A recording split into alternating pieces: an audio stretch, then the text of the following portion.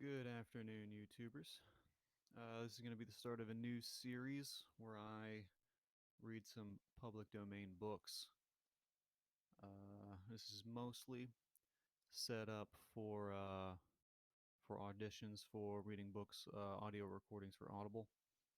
So I'm going to preface this with I've never read any of the books that I'm going to be recording on this channel. So I guess we'll hop right into it. The first book we have is Shipwreck in the Sky. This was released June 15th, 2009 for public domain. It was written by Eando Bender, one of those. So it's going to be interesting. I'm going to make a few mistakes, probably correct myself a little bit as I go along. Hopefully, it won't be too horrible. But let's get into it. The flight into space that made pilot Captain Dan Barstow famous. The flight was listed at GHQ as Project Songbird. It was sponsored by the Space Medicine Labs of the United States Air Force, and its pilot was Captain Dan Barstow. A hand-picked man, Dan Barstow, chosen for the AF's most important project of the year because he and his VX-3 had already broken all previous records set by hordes of V-2s, Navy Aero Bs, and anything else that flew the skyways. Dan Barstow, first man to cross the sea of air and sight open, unlimited space. Pioneer flight to infinity. He grinned and hummed to himself as he settled down for the long jaunt. Too busy to be either thrilled or scared, he considered the 37 instruments he'd have to read, the twice that many records to keep, and the miles of camera film to run. He had been hand-picked and thoroughly conditioned to take it all without more than a 10% increase in his pulse rate. So he worked as matter-of-factly as if he were down in the G centrifuge of the Space Medicine Labs where he had been schooled for this trip for months.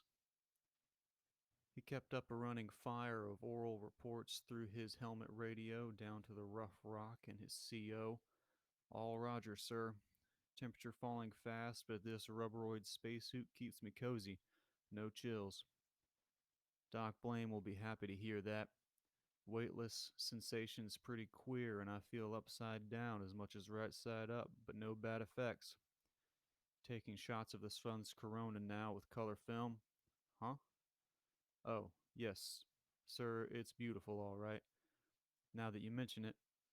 But hell, sir, who's got time for aesthetics now? Oops, that was a close one. 10th meteor whizzing past. Makes me think of flak back on the Berlin bombing runs. Dan couldn't help wincing when the meteors peppered down past. The flak of space. Below, he could see the meteors flare up brightly as they hit atmosphere. Most of those near his position were small, none bigger than a baseball, and Dan took comfort in the fact that his rocket was small too, and the immensity around him. A direct hit would be sheer bad luck, but the good old law of averages was on his side. Yes, Colonel, this tin can I'm riding is holding together okay, Dan continued through rough rock. If he paused even a second in his reports, a top sergeant's yell. If he paused even a second in his reports, a top sergeant's yell from the colonel's throat came back for him to keep talking. Every bit of information he could transit to them was a vital revelation in this United States Air Force alpha exploration of open space beyond Earth's cushion with ceiling unlimited to infinity. Cosmic rays, sir? Sure, the reading shot up double on the Geiger. Huh? Nah, I don't feel a thing. Like Doc Baird suspected. We invented a lot of the old wives' tales in advance before going into space. I feel fine, so you can put down cosmic ray intensity as a boogeyman. What's that? Yeah, yeah, sir. The stars shine without winking up here. What else? Space is inky black. No deep purples or queer more than blacks, like some jetted up writers dreamed up. Just plain old ordinary dead black. Earth, sir? Well, it does look dish shaped from up here, concave. Sure, I can see all the way to Europe, and say, here's something unexpected. I can see that hurricane off the coast of Florida. You said it, sir. Once we install permanent space stations up here, it will be easy to spot typhoons, volcano eruptions, tidal waves, earthquakes, what have you, the moment they start. If you ask me, with a good telescope, you could even spot forest fires the minute they break out, not to mention a sneak bombing on a target city.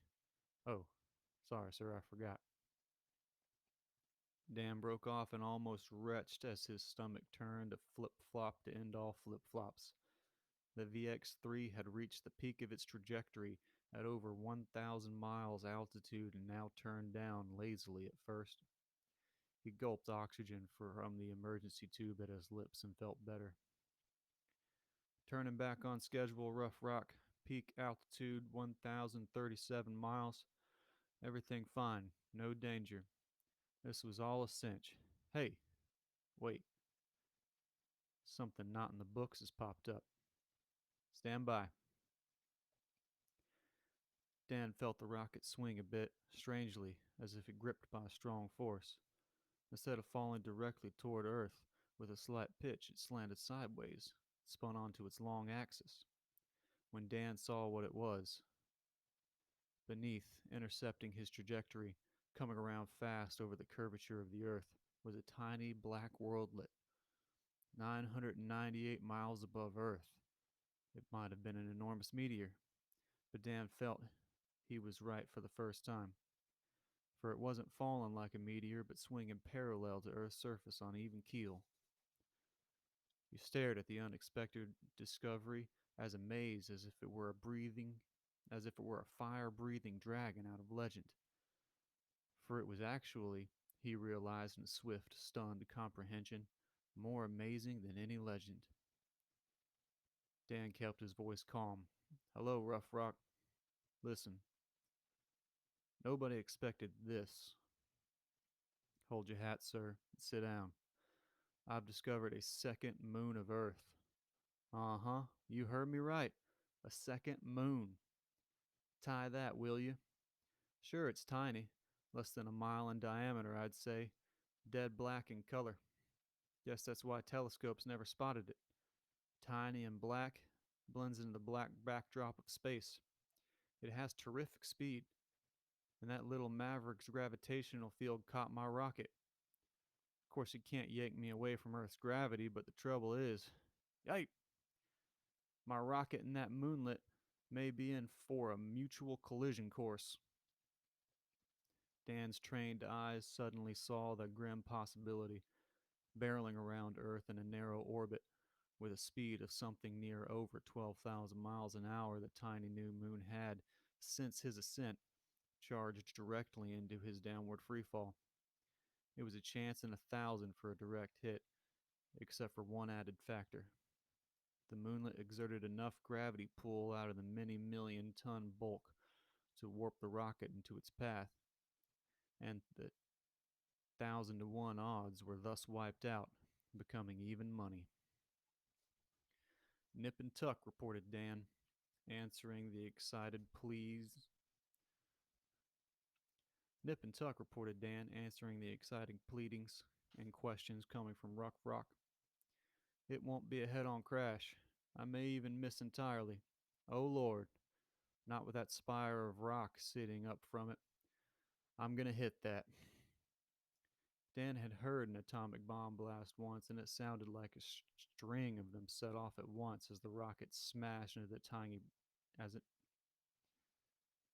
Huh. Dan had heard an atomic blast once. We'll get this right eventually, I promise.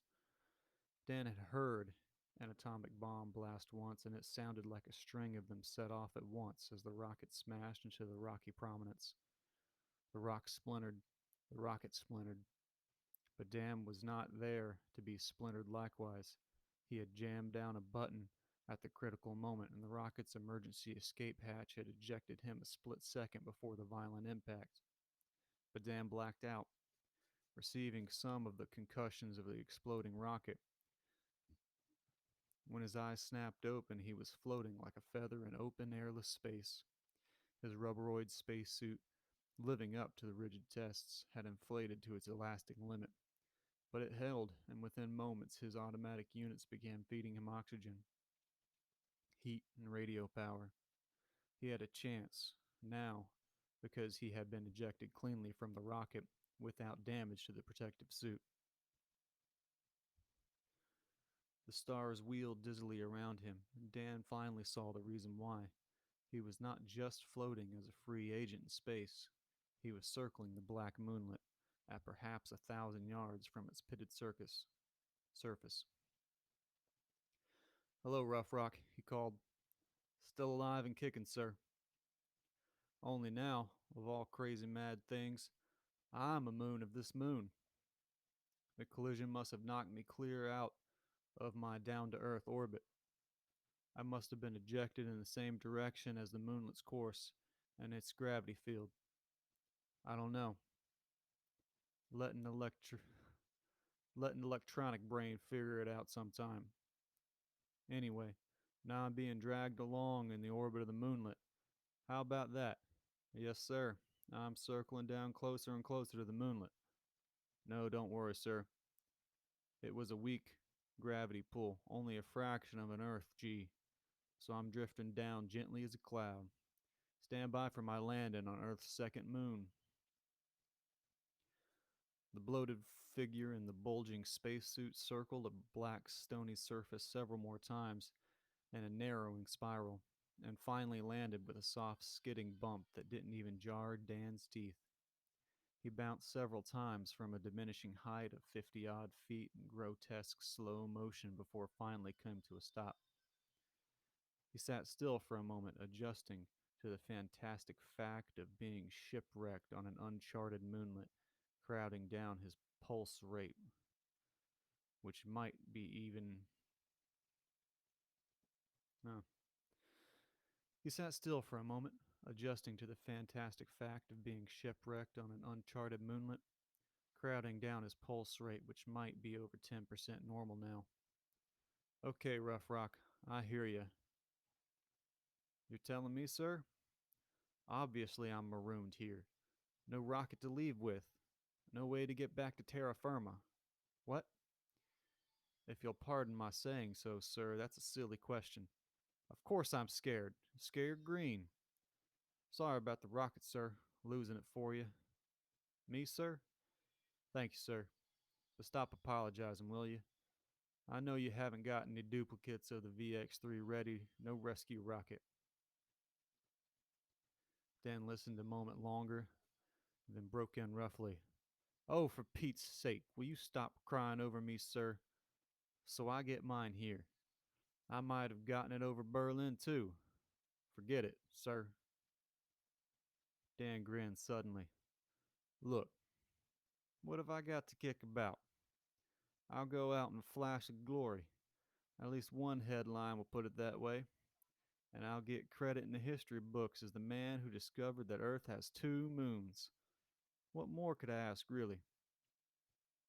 Dan blushed at the reply from Rough Rock. Will you lay off, please, Colonel? How else should a man take it? If I'm still scared silly inside? But look, I've really got something to report now. This little runt moon makes tracks around Earth in probably 2 hours minus. If I remember my space nautics right, I'm already looking down over the Grand Canyon, heading west. I'm going to get a pretty terrific bird's eye view of the whole world in 2 more hours, which is just about how much oxygen I've got left. Lucky, eh? Dan looked down, watching in fascination the majestic wheeling of the earth below him. His little moonlet did not rotate, or rather it rotated once for each evolution around Earth, as the moon did, keeping one face earthward, giving him an uninterrupted view. The Sierras on Earth. Hove? It's an interesting word here. The Sierras on Earth hove into clear view on the broad Pacific. There would follow Hawaii, then Japan, Asia, Europe. No, he saw he was slanting southwest. It would be across the equator, past Australia, perhaps near the South Pole, then up around over the top of the world past Greenland, following that great circle around the globe. In any case, he was it was in any case his was the steadiest trip around the world ever made by man. Speediest, steadiest, speediest trip around the world ever made by man. Before we're out of mutual range, Rough Rock, I'm going to explore this new moon. Me and Columbus. Stand by for reports. Dan did his walking in huge leap that propelled him 50 feet at a step with slight effort, due to the extremely feeble gravity of the tiny moon. What did he weigh here? Probably no more than an ounce or two. Nothing much to report, Colonel. It's a dead, airless pipsqueak planetoid. Just a big, mile thick rock, probably. No life, no vegetation, no people, no nothing. Guess you might call me the man in the second moon. And the joke's on me. Well, 1 and 3/4 hours of oxygen left by the gauge, or 105 minutes. Sounds like more that way. What's that, sir? Your voice is getting real faint. Any last requests for me? Well, one favor, maybe. Pick up my body someday with another rocket. Yeah, I'll stay preserved up here in this deep freeze of space. Thanks, sir. Can't hear you much now. Going out of range. Give Betty my fondest. You know, the blonde. Well, sir, goodbye now. Dan was glad that Rough Rock's radio voice faded to a whispery nothingness. It wasn't easy to stay casual now. There was nothing more to say, really, and he didn't want to hear any more crying from the CO. The old man had sounded almost hysterical. He wanted just to be alone with his thoughts now, making his final peace with the universe. He checked the gauge with his watch. 90 minutes of oxygen to zero. Or he thought with a grin, eternity minus 90 minutes. He was beginning to have trouble breathing, but it was awesomely grand watching the sweep of Earth beneath him, the procession of dots that were islands strung across the Pacific South Seas like a necklace of green beads. He was still within radio range of ships below at sea, yet he didn't contact them.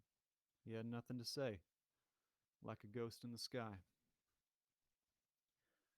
Idly, he kept pinching loose stones, watching their rifle-like speed pitching, excuse me. Idly, he kept pitching loose stones, watching their rifle-like speed away from him. Again, a phenomenon of the weak gravity of the moonlet. Actually, he was able to pick up a boulder 10 feet across and heave it away with ease. We who are about to die amuse ourselves, he thought. Then, because a thread of stubborn hope still clung in a corner of his mind, he got an idea. It lurked just beyond his mental grasp for some time now. Something significant. Abruptly, face alight, Dan switched on his radio and contacted a ship below, asking them to relay him through rough rock with a more powerful transmitter. Ahoy, Rough Rock. Stop adding up my insurance, Colonel. I'm coming back. No, sir, I haven't gone out of my head, sir. It's so simple it's a laugh, sir. See you in a few hours, sir. And he did. Dan grinned when they hauled his Dan grinned when they hauled his dripping form from the sea aboard the search plane. They cut him out of the space suit, to which was still attached his emergency twin parachute. But his helmet was gone, ripped loose, for Dan had been breathing fresh earth air during the long parachute descent. They stared at him as at a dead man come alive. Impossible to escape, he chuckled, repeating their babble. That's what I thought too, till I remembered those data tables on gravity and escape velocity and such. How on the moon, the escape velocity is much less than on Earth. And on that tiny second moon, well, my clue was when I threw a stone in the air and it never came back. Dan gulped hot coffee. I got off the moonlet myself then. Got up to more than a mile above it where I was free of its feeble gravity. And then I was still in the same orbit circling Earth. I'd have continued revolving as a human satellite forever, of course, but for this emergency gadget hooked to my belt. Dan held up the metal gun with its empty tank and a needle nose half burned away. Reaction pistol. Fires hydrazine and oxidizer. Ordinary jet rocket principle. Aiming it towards the stars opposite Earth. Its reactive blast shoved me earthward thanks to Newton. I needed a speed of about 1/2 mile a second, and a powerful little jet gun had only my small mass to shove in free space without gravity or friction. That broke me from free fall around Earth to a gravity fall toward Earth. Then I spiraled down under gravity pull. I reached lung filling air density just in time before my oxygen gave out. One more danger was that I was being heat. One more danger was that I began heating up like a meteor due to air friction. I flung out a prayer first, followed by my twin parachutes, designed for extreme initial shock they held. Slowed me to a paratrooper's drift the rest of the way down. Wait, a puzzled pilot objected. Your story doesn't hang together. How did you get off the moonlet? How did you get up there, a mile above it, away from its gravity? There was nobody to throw you like a stone. I threw myself, said Dan. First, I ran as fast as I could, maybe halfway around the moonlet, to get a good running start, and then Dan Barristow's grin was undoubtedly the biggest grin in history. Well, then, since the feeble gravity couldn't pull me back again, what I really did was jump clear off that moon. So, thank you guys for listening to a Shipwreck in the Sky by Eando Bender, whichever one. Still out, jury's still out on that one. We'll figure it out. But if you enjoyed, if you enjoyed this, just hit the like button, and we'll come back next week and see what we have in store. Till then.